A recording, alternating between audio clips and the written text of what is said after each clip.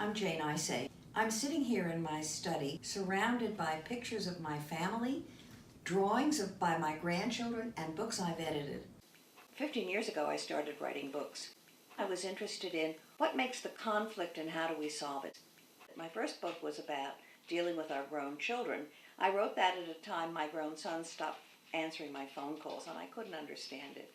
I knew I had set them out to grow up and be independent, but I didn't like not being at the center of their lives.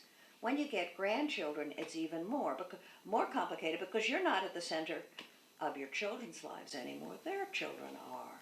And we need to figure out ways to stay connected. I believe the family is the survival mechanism of the human species. And in modern parlance, we might call it a lifeboat. And when that lifeboat springs a leak, we need to caulk it.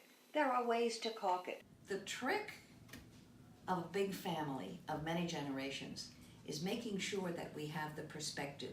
We've got 5 generations we grandparents touch. Our grandparents, our parents, ourselves, our children, and our grandchildren. That's a century.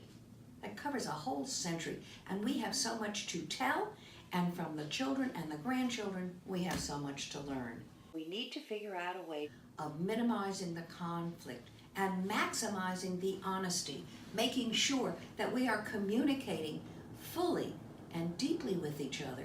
That is what I believe makes it possible for a family, complicated, in and out, busy, short-tempered, long-tempered, to stay in that same lifeboat.